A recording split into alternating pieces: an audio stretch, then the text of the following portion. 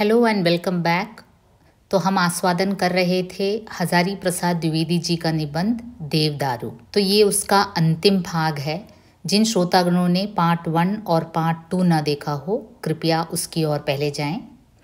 देवदारू निबंध के माध्यम से हजारी प्रसाद द्विवेदी जी एक महत्वपूर्ण संदेश यह देते हैं कि मनुष्य को जाति या वंश से नहीं बल्कि उसके व्यक्तित्व से पहचानना चाहिए। देवदारू ललित निबंध में हजारी प्रसाद द्विवेदी जी देवदारू के बारे में कई प्रकार से चिंतन मनन करते हैं, उसके नामकरण के बारे में, उसके अस्तित्व के बारे में, और साथ ही यह संदेश भी मानवता को देते हैं कि मनुष्य को जाति या वंश से नहीं बल्कि उसके व्यक्तित्व से पहचानना चाहिए। और वे देवदारू से उसे इस प्रकार जोड़ते हैं। वे कहते हैं कि हर देवदारू का अपना व्यक्तित्व होता है। ऐसा नहीं है कि देवदारू है तो सभी एक जैसे हों। कोई जरट है, कोई खूसट है, कोई अल्हड़ किशोर है, सदा हंसता सा कवि जैसा जिसे देखते ही लगे कि प्यार किया जाए, और कोई तो इतना कमनीय है कि महादेव ने उसे अपना बेटा मान लिया था। तो इस प्रकार द्विवेदी जी कहते हैं कि हर एक देवदारू का अपना व्यक्तित्व होता है। लेकिन लेखक इस बात से परेशान हैं कि इस देश के लोग पीढ़ियों से सिर्फ जाति देखते आ रहे हैं। व्यक्तित्व देखने की उन्हें न आदत है न परवाह है। संत लोग तो चिल्ला चिल्ला कर थक गए कि मोल करो तलवार का, पड़ा रहन दो म्यान। व्यक्तित्व को यहाँ कोई पूछता ही नहीं।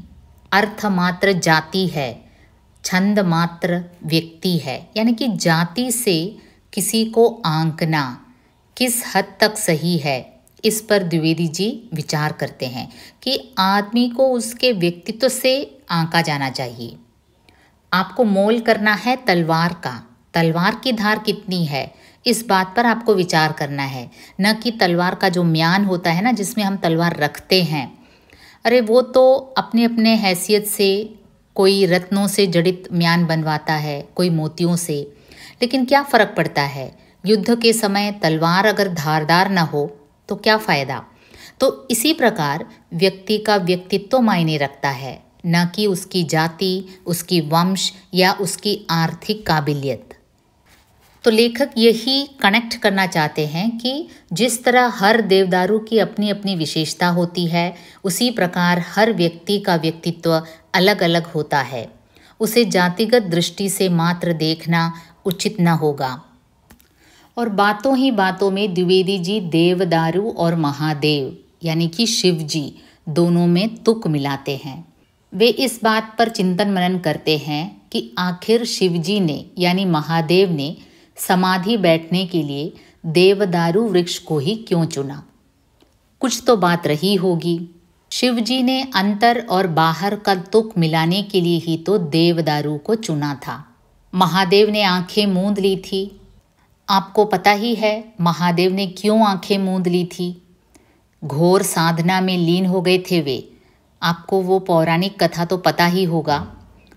तो वैसे जिन्हें उस पौराणिक कथा के बारे में जानकारी न हो, उनके लिए मैं कुछ कहना चाहूँगी कि शिव भक्तों के लिए शिव का हर रूप निराला है। कहते हैं शिव भोले हैं क्योंकि वे अपने भक्तों की मनोकामना पूर्ण करते हैं। शिव जी का जप करने से क्या होता है, भक्त खुद में एक शक्ति का महसूस करता है। मान्यताओं के मुताबिक भक्त की समस्या चाहे कुछ भी हो, शिव जी की मदद से सभी संकट दूर हो जाते हैं। इसलिए भगवान शिव अपने भोले रूप में हो या रौद्र रूप में, हर रूप में भक्तों के बीच मान्य हैं। तो यहाँ हजारी प्रसाद द्विवेदी जी उनके रौद्र रूप के बारे में जिक्र करते हैं। उनका रौद्र रूप हमने सती देवी के जल मरने के बाद देखा, जब वे क्रुद्ध होकर धरती आकाश में तांडव करने लगे थे। आपको पता ही है सती देवी ने आत्मदाह किया था और उसके बाद शिव समाधि में लीन हो गए थे, विरक्त हो गए थे। शिव जी मानो जिंदगी से ही विरक्त हो गए थे और वे समाधि में लीन हो गए। इसी बीच क्या होता है, महाबली राक्षस तारकासुर अपनी तपस्या से ब्रह्मा जी को प्रसन्न करके ऐसा वरदान प्राप्त कर लेता है जिससे कि उसकी मृत्यु केवल शिव पुत्र द्वारा ही हो सकती है।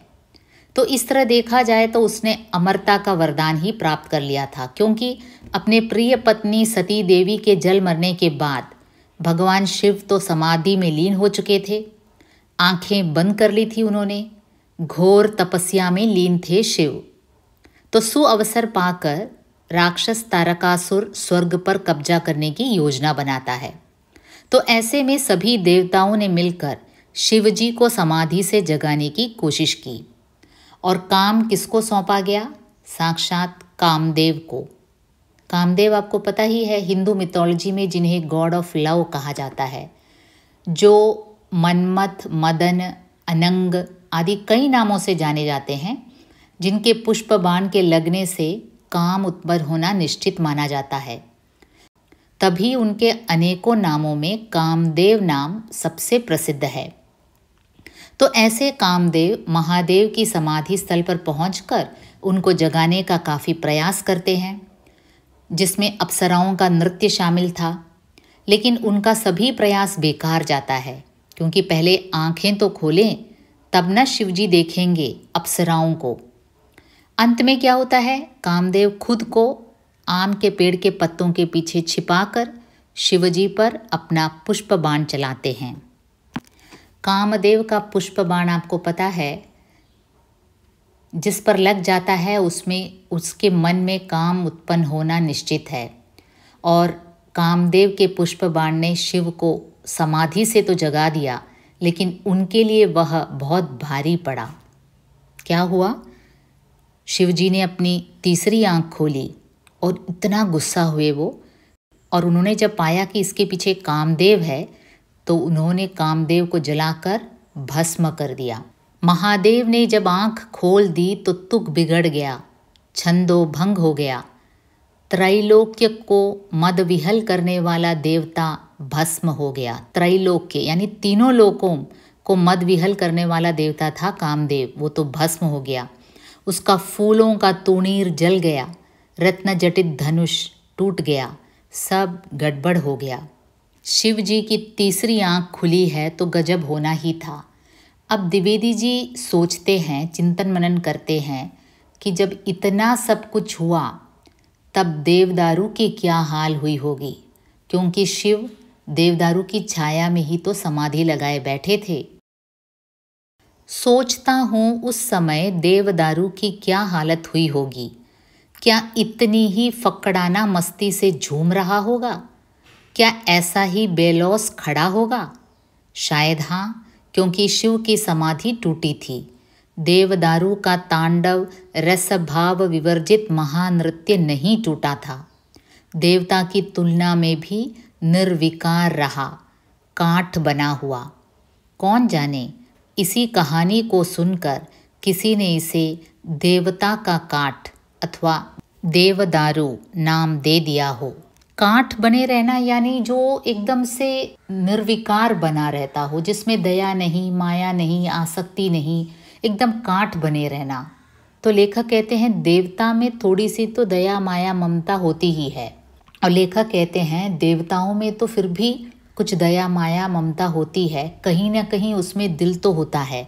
लेकिन ये जो वृक्ष है देवदारू एकदम काठ बना सब कुछ देखता रहा, अलमस्त फक्कड़ बना रहा, लेकिन इतना सब कुछ उसके आंखों के सामने हुआ। कामदेव भस्म हो गए, लेकिन ये ऐसे ही काठ बने खड़े रहे, तभी शायद इन्हें देवदारू नाम मिला।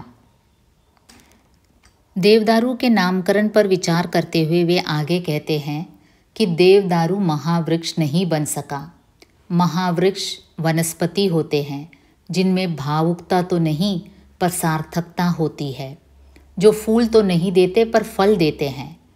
देवदारू निरा काठ बनकर आंखें खोले सब देखता रहा, शायद इसलिए वनस्पति की मर्यादा से वंचित रह गया। तभी तो देवदारू महावृक्ष नहीं बन सका। लेकिन तो क्या हुआ? यह सब मनुष्य की आत्म केंद्रित दृष्टि का प्रसाद है। देवदारू को इससे क्या लेना देना? वह तो जैसा है ऐसा बना हुआ है। तुम उसे वनस्पति कहो या देवता का काठ कहो, तुम्हें अच्छा लगता है तो अच्छा नाम दे देते हो, बुरा लगता है तो बुरा नाम दे देते हो। नाम में क्या धरा है? मुमकिन है इसका पुराना नाम देवतरु हो। देवता का तरु नहीं, देवता भी और तरु भी। देखिए, हजारी प्रसाद द्विवेदी जी कहते हैं कि मनुष्य अपनी इच्छा के अनुसार कोई भी नाम दे सकता है, लेकिन हो सकता है, मुमकिन है इसका पुराना नाम देवतरु हो। देवता का तरु नहीं, देवता भी और तरु भी। और वे ये भी कहते हैं कि आप उसे कुछ भी नाम दें, देवदारू को इससे कोई फर्क नहीं पड़ता। देवदारू को इससे क्या लेना देना। निबंध के अंत तक आते आते द्विवेदी जी कहते हैं कि देवदारू है एक शानदार वृक्ष।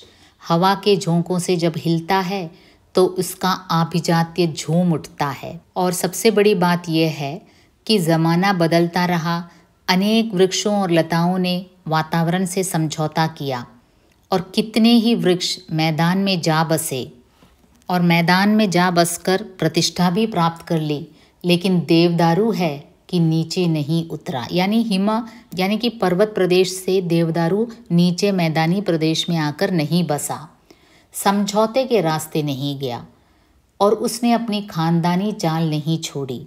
झूमता है तो ऐसा मुस्कुराता हुआ मानो कह रहा हो, मैं सब जानता हूँ, सब समझता हूँ। देखिए, इसके द्वारा भी निबंध के अंत तक आते आते द्विवेदी जी एक संदेश मानव को देते हैं कि मानव को भी इस प्रकार अटल रहना चाहिए।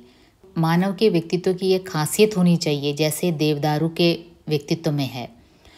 कितने ही लोगों ने समझौता कर लिया, मतलब कि परिस्थितियों से कई लोग कई बार समझौता कर लेते हैं अपने मतलब के लिए, है ना। जो स्वार्थी लोग होते हैं अपने मतलब के लिए समझौता कर लेते हैं। तो उसी प्रकार कई वृक्ष जो पहले पर्वतीय प्रदेशों में पाए जाते थे अब मैदानी प्रदेशों में आकर बस गए हैं और प्रतिष्ठा भी प्राप्त कर ली है उन्होंने। लेकिन देवदारू एक ऐसा वृक्ष है जो आज भी अटल खड़ा हुआ है, पर्वत प्रदेश में ही पाया जाता है और नीचे नहीं उतरा, समझौते के रास्ते नहीं गया और उसने अपनी खानदानी चाल नहीं छोड़ी। तो यूँ समाप्त होती है हजारी प्रसाद द्विवेदी जी का निबंध देवदारू। आशा करती हूँ आपने इसके मूल भाव को समझ लिया होगा। हालांकि इसे समझने और समझाने में थोड़ी दिक्कत ज़रूर हुई होगी आप लोगों को, लेकिन इसीलिए मैंने इसे ऐसे रूप में प्रस्तुत किया है ताकि आप समझ जाएं। मूल भाव तो आप समझ गए होंगे। अब शीघ्र ही इसका मलयालम वर्जन भी अपलोड किया जाएगा। जुड़े रहिए, मस्त रहिए।